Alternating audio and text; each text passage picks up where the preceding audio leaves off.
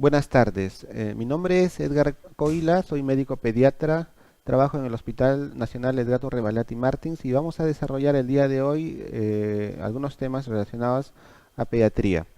He seleccionado algunos temas que tienen cierta relevancia porque son temas que habitualmente se preguntan con mucha frecuencia en los exámenes. Los temas que vamos a tocar en orden son el de síndrome urémico hemolítico.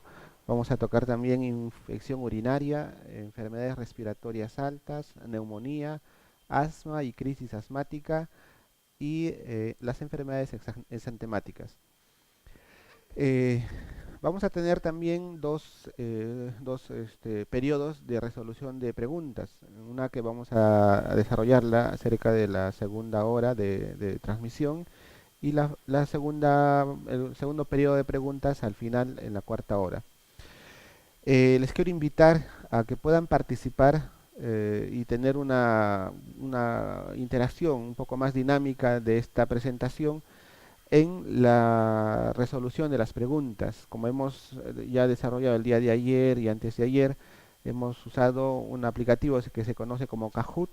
Lo que tienen que hacer ustedes, y les sugiero que lo hagan de este modo para que no haya ningún tipo de problemas a la hora de que puedan participar en las preguntas, es que tengan en un ordenador o en una computadora personal la transmisión en vivo y desde su celular o una tablet puedan ingresar a esta dirección, que las vamos a poner más adelante, que es Kahoot, K-A-H-O-O-T punto IT, kahoot.it. Les vamos a proporcionar un pin y con ello van a poder participar en el desarrollo de las preguntas, ¿no? Van a ver entonces los comentarios a través de una computadora personal y van a poder ustedes en tiempo real proporcionar sus respuestas y calificarlas en tiempo real a través de su celular o una iPad o tablet, ¿no? Bueno, vamos a empezar. Como les decía, el primer tema que vamos a revisar tiene que ver con un tema que creo que es importante porque, como les decía, se pregunta con frecuencia, de modo repetitivo en muchos años, acerca de este tema. Y se trata del síndrome urémico hemolítico. Este síndrome, como su nombre lo indica, es una constelación de signos y síntomas, es un síndrome, ¿no? Cuya característica fundamental la lleva en el nombre mismo, ¿no? Urémico y hemolítico. O sea, hay una situación en la cual uno de los síntomas principales es la hemólisis y la falla renal que lleva como consecuencia aumento de la urea, ¿no? Entonces, podemos definir al síndrome urémico hemolítico, ¿no? Cuyas siglas son en español SUH, como una entidad clínica, ¿no? En la cual hay cierta alteración anatomopatológica, fundamentalmente a nivel endotelial, hay daño endotelial y que consecuencia de ello, el daño es a través de toxinas de algunas bacterias que vamos a comentar más adelante y como consecuencia de ello hay una presentación aguda de daño renal y provoca insuficiencia renal. Estas mismas toxinas y el daño endotelial van a provocar anemia hemolítica, microangiopática y trombocitopenia. De modo que la triada clásica del síndrome urémico hemolítico es insuficiencia renal o daño renal, anemia hemolítica microangiopática y trombocitopenia, ¿no? Esta es una pregunta que se repite, que se ha repetido en muchos años y es importante no perderla de vista. Tenemos dos tipos de síndrome urémico hemolítico. El típico o el clásico, que le llamamos urémico hemolítico D positivo, y el atípico o urémico hemolítico D negativo. ¿Por qué? Una de las características más relevantes del urémico hemolítico típico o D positivo es que se presenta generalmente con la presencia de infección intestinal, diarreas, ¿no? Las diarreas que van a preceder a la falla renal, a la anemia hemolítica y a la trombocitopenia, ¿no? Esta presentación típica es la forma más frecuente en niños, es lo que más vemos nosotros en la emergencia, sobre todo en las emergencias, porque como estas situaciones que amenazan la vida, habitualmente son niños que llegan a la emergencia, no suelen llegar a la consulta externa habitualmente, ¿no? Eh, en la situación, entonces, en el subtípico o con diarrea positiva, que es más frecuente en niños, el daño provocado es fundamentalmente por la toxina Shiga o verotoxina, ¿ya? La toxina Shiga o verotoxina 1 y 2 u otras variantes, que es una toxina que produce una bacteria que se conoce o que se llama, ya ustedes lo conocen, como E. coli o Escherichia coli enteroinvasiva, ¿no? La principal cepa de la E. coli que produce verotoxina, y esto también es una pregunta de examen, es la O157. Y también el subtípico es producida, podría ser producida por la Shigella, o la Shigella también produce verotoxina, ¿no? Pero el más frecuente de ambos es la E. coli como productor de verotoxina.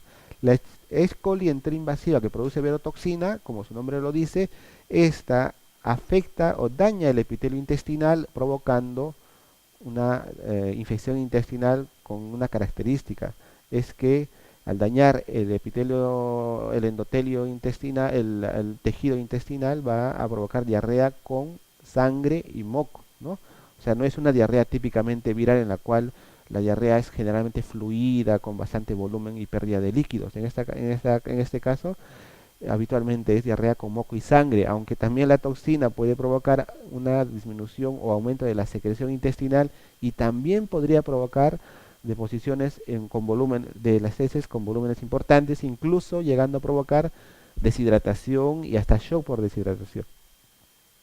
Entonces, una de las características en relación a las otras causas de diarrea es que cuando hay una infección por E. coli enteroinvasiva, productora de esta toxina, habitualmente se presenta con deposiciones con moco y sangre, ¿no?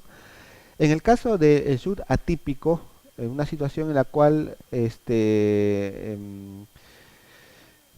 cualquier situación en la cual hay el mismo síndrome, es decir, falla renal, trombocitopenia, anemia hemolítica, pero no se debe o no se debe a la toxina Shiga o a la verotoxina, ¿no? Habitualmente entonces no hay diarrea en esta situación, ¿no? Entonces las causas son otras, ¿no? La fisiopatología es diferente, no es por la verotoxina, ¿no? Eh, como les decía, hay ausencia de diarrea sanguinolenta previa, eso que es la característica del supositivo, ¿no? En el SUD atípico no hay habitualmente diarrea, ¿no? El diagnóstico de esta enfermedad, como nuevamente voy a repetir, es buscando la tríada clásica: anemia hemolítica microangiopática, ¿no? Es decir, una hemoglobina por debajo de 10. Se encuentran habitualmente en una lámina periférica o un hemograma, que es un examen que se suele hacer con mucha frecuencia, eritrocitos fragmentados y esquistocitos, lo que representan o lo que señalan o lo que nos dan a entender de que de esa anemia se está produciendo por la fragmentación de los eritrocitos o la hemólisis, ¿no? De origen no inmune, es decir, tendría que haber pruebas como la CUMS directa negativa, ¿no? Que son las que tienen que ver con hemólisis ocasionada por anticuerpos, ¿no? Acá no, es por una situación diferente, ¿no? Pueden haber falsos positivos, es cierto, cuando esta enfermedad se produce por Streptococcus pneumoniae especialmente, ¿no? Otro elemento de la triada es que hay plaquetopenia. Las plaquetas están habitualmente por debajo de 150.000. Y esto es debido a la injuria endotelial. El endotelio se daña y esto va a empezar a consumir plaquetas, ¿no? Y finalmente, el tercer elemento de la triada es que hay deterioro de la función renal y eso se va a manifestar desde el punto de vista clínico con disminución de la producción de orina y desde el punto de vista laboratorial con aumento de la urea y creatinina, ¿no? De los límites o los rangos por encima de los valores límite normal para la edad, ¿no? Los límites normales de urea y creatinina en función de la edad van a variar, como saben ustedes, ¿no? Entonces, esos son los tres elementos de la triada. El diagnóstico clínico es básicamente encontrar la triada, o encontrar la triada y, como nuevamente les repito, habitualmente precedida de diarrea con moco y sangre, ¿no? Es más raro el Shu negativo. El diagnóstico bacteriológico tiene que ver con el aislamiento y la caracterización del patógeno en materia fecal, es decir, un cultivo de heces que nos dé como resultado E. coli. Es importante, ¿no? La detección de la toxina Shiga o de la verotoxina en materia fecal es un examen que no se hace con mucha frecuencia, pero también que se podría realizar, ¿no? Y la detección de anticuerpos antitoxina Shiga en suero, que también es un examen que se podría hacer, pero que no se hace de modo rutinario. Quizás el cultivo es uno de los exámenes, cultivo de heces, que se hace con más frecuencia. Si nosotros tenemos un niño previamente sano, que ha desarrollado diarrea con moco y sangre, y en los días siguientes empieza a hacer palidez, reduce la disminución de la producción de orina, hay hipertensión, ¿no? Como consecuencia de la falla renal, y en los exámenes encontramos que la urea y creatinina y la hemoglobina ha caído, la urea y creatina han subido y las plaquetas han descendido. Entonces, y además tengo un cultivo positivo a E. coli, creo que ya el diagnóstico está hecho, ¿no? No necesito hacer la detección de la verotoxina para hacer el diagnóstico, ¿no? Es fundamentalmente clínico. Entonces, el cuadro clínico, nuevamente, el 10% de las infecciones por E. coli productora de verotoxina genera o evoluciona en niños menores de 10 años en síndrome urémico hemolítico. Fíjense la frecuencia con la cual está relacionada esta patología con la E. coli productora de verotoxina. Es bastante frecuente, ¿no? El cuadro clásico, lo más clásico es encontrar diarrea disentérica con fiebre y la instalación brusca en un paciente previamente sano de anemia hemolítica, trombocitopenia, falla renal aguda con oliguria, que por lo general dura una semana, ¿ya? Ahora, la hipertensión arterial es habitualmente secundaria a la falla renal. Esos niños generalmente presentan hipertensión arterial y encefalopatía multifactorial. Cuando decimos encefalopatía, ¿a qué nos estamos refiriendo? Hay una alteración en el funcionamiento del sistema nervioso central. El niño puede estar o demasiado irritable o con el estado de sensorio disminuido, es decir, está durmiendo demasiado o se comporta de un modo diferente o etcétera, ¿no? Encefalopatía en un 20 a 30% que se manifiesta con somnolencia. Es raro el infarto cerebral, pero se puede presentar, que pueden dar signos de focalización cuando hay infartos, ¿no? Hemiparesia, coma. Es más raro. Generalmente la encefalopatía se restringe a disminución del estado de conciencia. Pueden haber también convulsiones y también afectación pancreática en menor medida, ¿no? Esta gráfica nos muestra la progresión de la infección por la infección por E. coli, ¿ya? Es más o menos un esquema de lo que habitualmente suele pasar. Como ven, estoy señalando en el día cero como el momento en el cual se inician los signos y síntomas de la enfermedad, y en el día -3 en el momento del contagio, ¿no? Porque esta enfermedad, al ser una infección intestinal, ingresa por vía digestiva, es decir, el niño consume alguna sustancia contaminada, etcétera, que llega a nivel por la boca habitualmente y va a contaminarse y contagiarse con la enfermedad. Entonces hay un periodo de incubación que está alrededor de 3 días, y a partir del cual empiezan los signos y síntomas, como les decía al inicio, habitualmente diarrea con moco y sangre, puede haber fiebre, puede haber dolor abdominal, puede haber vómitos también, y alrededor del cuarto o 10.º día habitualmente se autolimitan los síntomas intestinales, ¿no? Algunos, algunos episodios pueden no desencadenar urémico hemolítico, ¿no? Porque no toda diarrea disentérica va a ocasionar urémico hemolítico, pero si es que desencadenase, habitualmente a partir del quinto o sexto día empieza la falla renal, la anemia hemolítica y la trombocitopenia, ¿no? En este punto, más o menos, ¿no? Y si se tratase de una infección por E. coli productora de toxina Shiga, el 10% de estas infecciones pueden provocar síndrome urémico hemolítico. Ahora, entonces más o menos es así.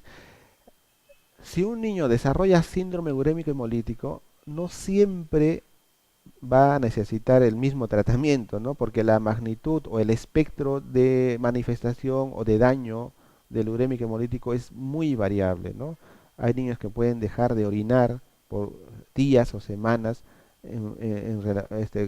porque ha sido una reacción muy intensa, como hay niños que pueden hacer una ligera oliguria y que básicamente se va autolimitando sin necesidad de diálisis, ni de transfusiones, ni de otra medida, ¿no? Entonces, como uno no sabe cómo se va a comportar, porque si el niño hace diarrea y en este punto yo sospecho de que está empezando un urémico hemolítico y no sé cómo o cuál va a ser la magnitud en los días siguientes, la magnitud del urémico hemolítico, habitualmente todo niño en quien se sospecha este problema se tiene que hospitalizar para hacer monitorización y hacer monitorización y también para eh, tratar oportunamente las complicaciones o la severidad del síndrome, ¿no? Diagnóstico diferencial, hay que diferenciarlas de otras causas de diarrea disentérica como la salmonela, son ya problemas que ustedes ya conocen, Campylobacter, Yersinia, Entamoeba estolítica, son parásitos, ¿no? El Clostridium difficile, con dolor abdominal severo, diarrea sanguinolenta y leucocitosis, ¿no? Etcétera. Estas no van a provocar, habitualmente no provocan urémico hemolítico, pero sí provocan diarrea disentérica. Incluso pueden provocar diarrea disentérica con falla renal, pero la falla renal habitualmente es consecuencia de la depresión de volumen o de la deshidratación que podrían provocar en el contexto de un niño que está con deposiciones líquidas, que no se puede alimentar y que de repente también está vomitando por la infección intestinal. Entonces pueden estar deshidratados y que no se manejan oportunamente y pueden hacer falla renal. Entonces la fisiopatología en estos problemas de la falla renal es totalmente diferente al urémico hemolítico, ¿no? El urémico hemolítico es daño renal intrínseco. En cambio acá el daño renal es prerrenal por falta de volumen, ¿no? En ellas puede haber elevación de la urea creatinina en sangre, típicamente debido a la depresión de volumen y no a la enfermedad renal intrínseca, ¿no? Como les he comentado. Diagnóstico diferencial. El subtípico secundario a Shigella dysenteriae tipo 1, ¿no? Tiene una patogénesis similar a la E. coli este, enterohemorrágica, ¿no? Pero la enfermedad es más severa cuando se trata de Shigella, ¿no? Con mayor mortalidad en la etapa aguda y mayor prevalencia de daño renal. Acá hay que hacer una precisión, ¿no? Yo les había comentado que era enteroinvasiva, es la E. coli enterohemorrágica, ¿ya? Una precisión, no se vayan a confundir. La E. coli enterohemorrágica. La Shigella puede ser enteroinvasiva mientras la E. coli típicamente no. Se recomienda el tratamiento antibiótico precoz cuando se trata de Shigella. Hay que diferenciarla de otros problemas como la púrpura de Heno-Schönlein, la coagulación intravascular diseminada y la vasculitis, ¿no? La púrpura de Heno-Schönlein puede haber, se caracteriza por púrpura, ¿no? Lesiones en la piel de tipo purpúricas y que además hay otros síntomas como dolor abdominal, artralgias, etcétera, y también pueden provocar falla renal por vasculitis, pero la fisiopatología en estos pacientes no hay pues diarrea habitualmente, ¿no? Y el tratamiento es también totalmente diferente. La coagulación intravascular diseminada es una alteración en la coagulación que habitualmente se presenta en el contexto de un niño con infección grave, un niño con shock séptico, sepsis, puede tener también anemia, trombocitopenia, falla renal, alteración del perfil de coagulación, el tiempo de protrombina, tiempo parcial de tromboplastina, etcétera, fibrinógeno reducido, etcétera, pero ya eso es como consecuencia de un problema mayor que podría ser un shock séptico o sepsis, ¿no? Pero que también puede tener algunos signos y síntomas que nos da el SHU, el urémico hemolítico. Hay que entonces no confundir con el contexto, ¿no? Acá se trata ya de un problema mayor y Y vasculitis también, ¿no? Que puede dar de cualquier tipo, vasculitis en el contexto del DES, de lupus eritematoso sistémico, etcétera, ¿no? Que pueden también ocasionar falla renal. El tratamiento en los niños en quienes se diagnostica o se sospecha urémico hemolítico es que para empezar se tienen que hospitalizar, ¿no? Porque estos niños, o sea, esta enfermedad, si llega a una situación de gravedad importante, puede ser mortal, por eso que hay que hospitalizarlos, no, no hay que descuidarse de eso, ¿no? En las fases iniciales, lo que tenemos que valorar primero es el estado de hidratación. Ya una vez hospitalizado en la emergencia o en hospitalización, lo primero que hacemos es evaluar el estado de hidratación. Un niño con urémico hemolítico puede llegar a la emergencia deshidratado, porque posiblemente ha estado vomitando y ha estado con diarrea, etcétera, y puede llegar deshidratado. Y la falla renal puede ser consecuencia por la deshidratación y además por el daño renal intrínseco. De modo que es importante restablecer el estado de hidratación si nosotros encontramos signos de deshidratación en el niño en la emergencia, ¿no?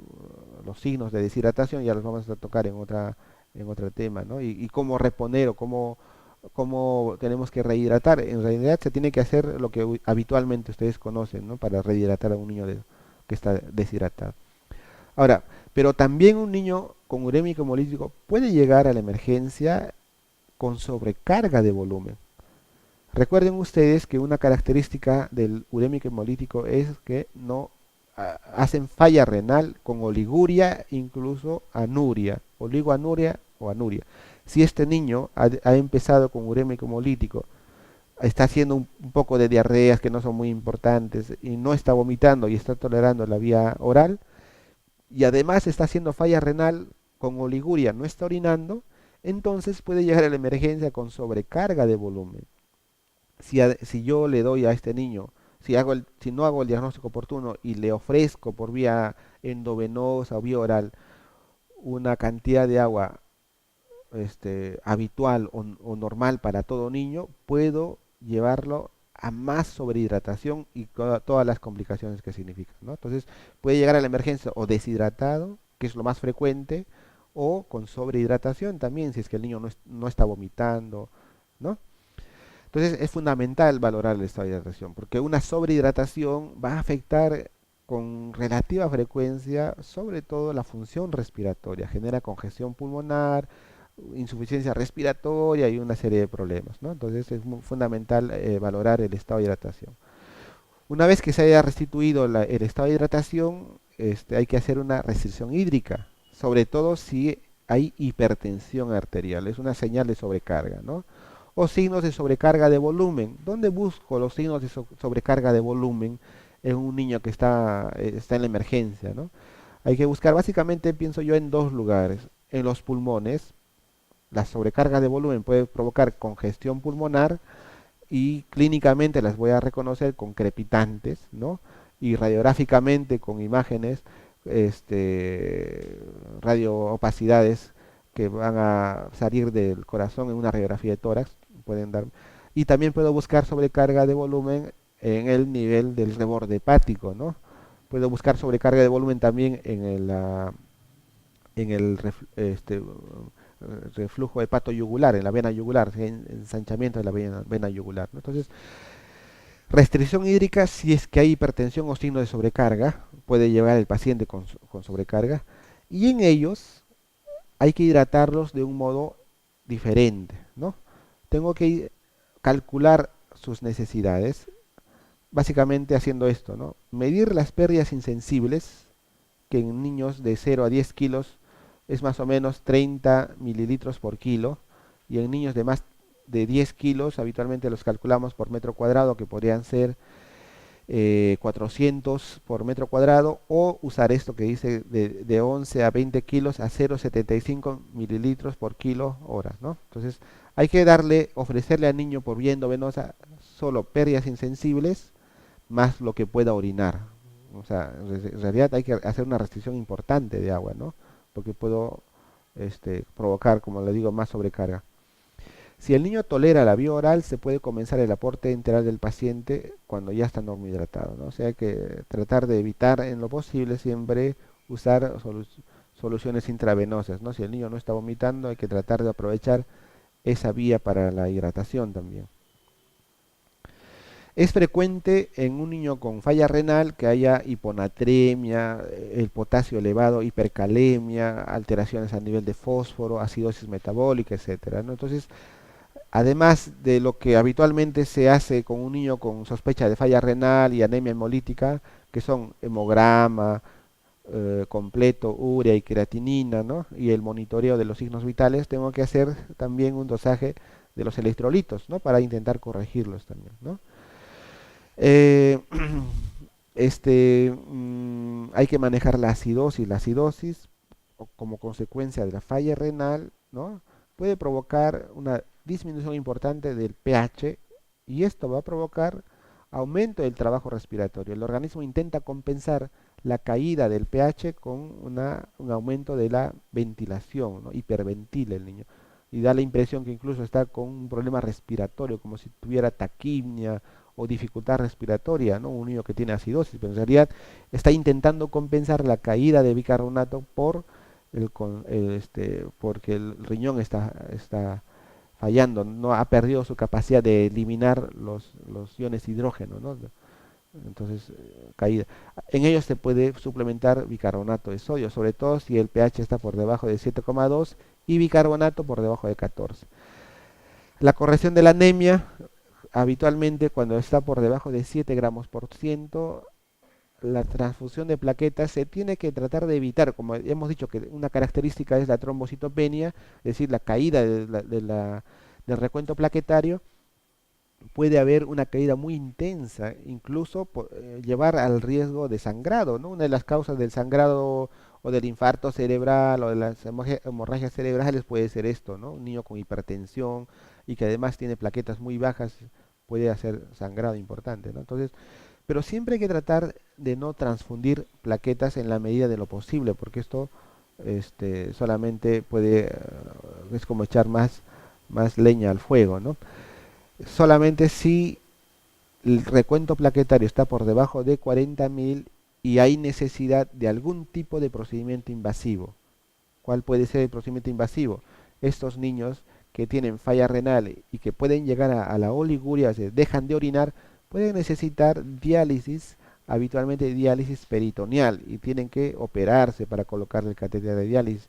En esa situación es donde puede estar indicada la transfusión de plaquetas, ¿no? Para reducir el riesgo de sangrado, ¿no? Pero normalmente hay que tratar de no transfundir plaquetas, salvo que haya sangrado evidente. Desde el punto de vista nutricional, hay que asegurar el aporte calórico y proteico al menos al 70% con proteínas de alto valor biológico, restringir la cantidad de sodio, potasio y fósforo, porque el riñón, como no los puede eliminar, se empiezan a acumular. Entonces hay que restringir estas en la dieta. Salvo que esté con diálisis peritoneal, que ya nos da un poco más de libertad de darle una dieta más normal y además también liberar la cantidad de volumen, porque hemos dicho que estos niños como no orinan, hay que restringirle el volumen, ¿no? Y se les puede liberar la cantidad de volumen cuando se empieza la diálisis. La terapia de reemplazo renal habitualmente, casi siempre diría yo, se hace con diálisis peritoneal, ¿no? Y las indicaciones son en realidad muy variadas, ¿no? Se puede encontrar ¿no? Puede ser, por ejemplo, afectación importante de la función neurológica, la encefalopatía, que decíamos, ¿no? Un niño demasiado dormido, que ya incluso no le permite alimentarse, hasta incluso puede estar afectando la función respiratoria, ¿no? La sobrecarga de agua, que puede ocasionar insuficiencia cardíaca congestiva y edema agudo de pulmón, ¿no? O la congestión pulmonar. Esto también puede ser una indicación de diálisis, sobre todo cuando el niño está con tal sobrecarga de agua que ya no puede respirar y está muy cerca de la insuficiencia respiratoria o de repente ya llegó a la insuficiencia respiratoria por darle mucho volumen. Alteraciones hidroelectrolíticas refractarias a tratamiento médico, ¿no? Potasio más de 7, acidosis, hipo o hipernatremia a pesar de que estamos haciendo la restricción, etcétera, ¿no?